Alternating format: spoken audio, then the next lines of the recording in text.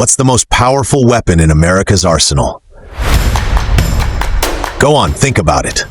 It's not a stealth bomber. It's not a nuclear submarine.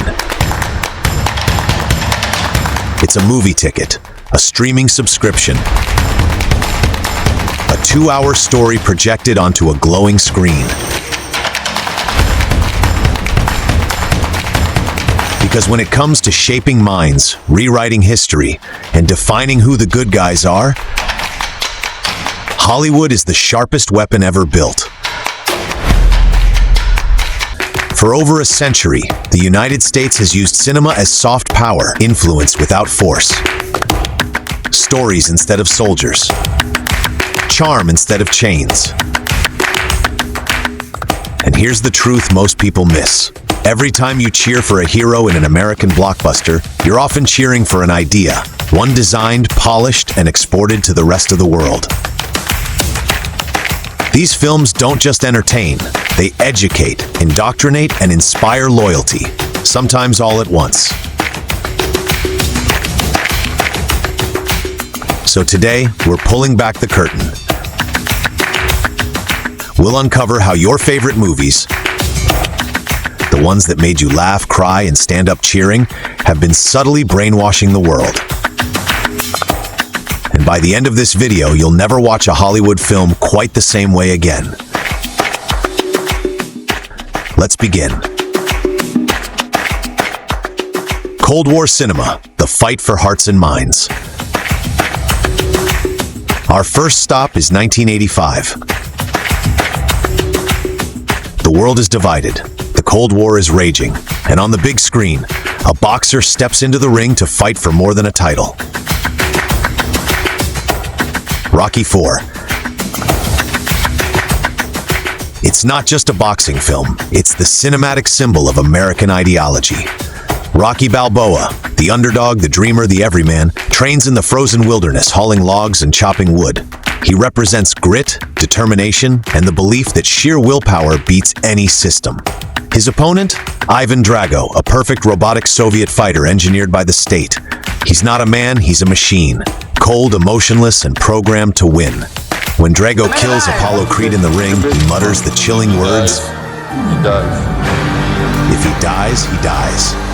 That line wasn't just dialogue, it was ideology. It painted the Soviet world as heartless and mechanical, in contrast to Rocky's humanity and passion.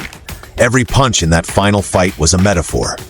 And when Rocky, bruised and bloody, finally triumphs and the Russian crowd begins chanting his name, the symbolism is undeniable. Even the enemy secretly wants to be like America. Rocky's closing words echo across history. If I can change, If I can and you can change, you can change, Вы можете измениться. everybody can change. everybody can change. Каждый может измениться. Sounds motivational, right? But beneath the surface, it's a message to the Soviet world. See, you just need to change and become more like us. It was emotional, inspiring, and utterly brilliant as propaganda.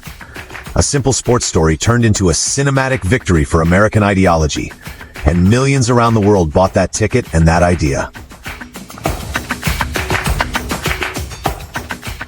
The Pentagon's best blockbuster, Top Gun.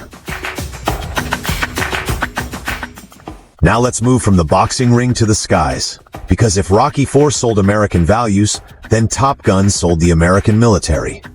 Released in 1986, Top Gun was more than a movie.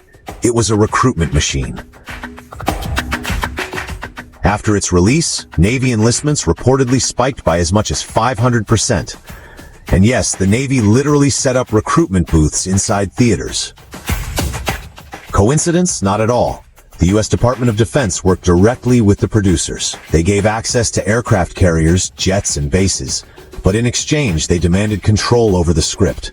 Any scene showing the military negatively? Deleted. Any plot that questioned authority? Rewritten. The result? A film that turned war into a dream lifestyle. Tom Cruise's Maverick was not a soldier burdened by ethics or politics. He was a rebel, a daredevil, a rock star in uniform. It wasn't selling war. It was selling the fantasy of belonging to something elite, powerful, and noble. Now jump to 2022, Top Gun, Maverick. It's sleeker, faster, and even more emotionally charged. But notice something subtle. The enemy has no name, no flag, no nationality. They're simply the bad guys. That vagueness isn't laziness. It's genius. It allows every country to imagine a different enemy without alienating audiences. And it paints American pilots as heroes for everyone. It's not about conflict. It's about justified power. And once again, recruitment numbers soared. A 2-hour thrill ride, a $1 billion hit, and the most beautiful piece of propaganda ever filmed. The Marvel Machine. Heroes, power, and American values. But propaganda doesn't always wear a flag. Sometimes it wears a cape. Enter the Marvel Cinematic Universe. 30-plus films, billions of dollars, and a message so subtle you barely notice it anymore. At first glance, Marvel movies seem critical of authority. Tony Stark shuts down his weapons company. Captain America questions his government. Black Widow exposes corruption. They look rebellious. But watch carefully. The solution is always the same. More power, more technology, more control, usually American. Iron Man's peacekeeping suit, a flying military weapon. Captain America's shield, government issued. Even when the system fails, the answer is still an individual, usually with a US accent and advanced weaponry. And yes, the Pentagon has actively cooperated on multiple Marvel films. Iron Man, Captain America, the First Avenger, Captain Marvel, all received military assistance in exchange for script approval. For example, when Captain America, the First Avenger was filmed, the Army praised it, saying, "He represents the values of the modern American soldier." Even Black Panther, one of Marvel's most culturally groundbreaking films, carries subtle soft power. The only major white ally? A CIA agent, portrayed as noble and loyal.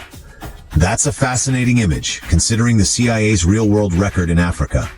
Marvel doesn't preach patriotism outright. It infuses it. You cheer for the heroes, and with them, for the worldview that made them. That's not manipulation. That's marketing on a global scale.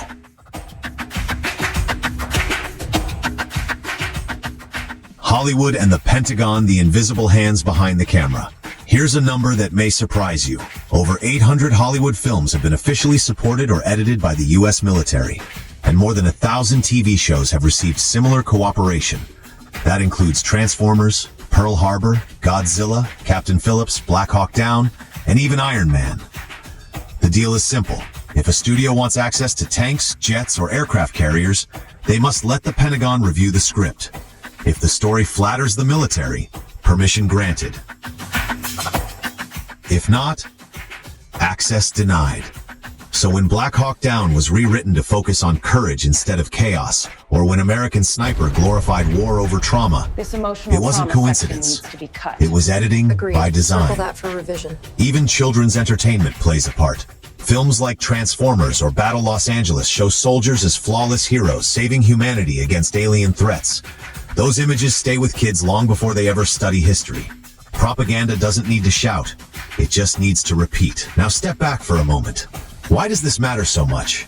Because movies don't just entertain, they shape identity. They define what's heroic, what's moral, and what's normal. For decades, Hollywood has exported 4 key beliefs. The lone hero always saves the day. Violence can be noble. Individualism is superior to community. America is the moral center of the world. And when billions consume these stories, they start believing those values are universal truths. Even other countries begin to model their pop culture after the Hollywood template. From Russia's Night Watch to India's War, from China's The Wandering Earth to Korea's Train to Busan, every market has learned to mimic the rhythm of the American blockbuster. It's the globalization of ideology, wrapped in popcorn and visual effects. The world strikes back. New players, new propaganda. But here's the twist. America no longer owns the monopoly on storytelling. Countries like China, India, and South Korea are creating their own cinematic propaganda machines. China's Wolf Warrior series openly glorifies its soldiers and paints Western powers as arrogant and deceitful. Bollywood is increasingly blending patriotism with entertainment, portraying India as moral, spiritual, and self-reliant. And South Korean films, from Parasite to The Host, subtly critique the very capitalist ideals Hollywood celebrates. The global film industry has realized something powerful. If Hollywood can shape perception, so can we. And that means the next cultural war isn't fought with armies, it's fought with stories. Seeing through the screen, the power of awareness. So what can we learn from all this? That every movie carries a message, every story has a sponsor, and every hero represents a worldview.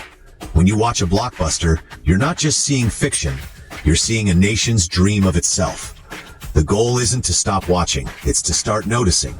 Ask yourself, who's telling the story? Who benefits from it? And whose voice is missing? Once you see the pattern, it's impossible to unsee. Because the most powerful propaganda doesn't force you to agree. It makes you feel like you already do. The story behind the story. From Rocky IV's Cold War punches, to Top Gun's perfect skies, to the Marvel heroes saving the world one explosion at a time, Hollywood is never just entertained. It has persuaded. It has influenced. It has defined belief itself. And while the world keeps watching, the message keeps repeating. But the next time you press play, remember this. Movies aren't just stories. They're mirrors, reflecting not just who we are, but who someone wants us to become. Now I want to hear from you. Which movie do you think hides propaganda in plain sight? Was it subtle or obvious once you looked closer? Share your thoughts in the comments. And let's keep the conversation going. If you found this breakdown eye-opening, like, share, and subscribe for more deep dives into film, culture, and the invisible power of storytelling. Because the truth is, you don't need weapons to control the world. Just a camera, a story, and an audience willing to believe. This is the hidden power of Hollywood. Thank you for watching.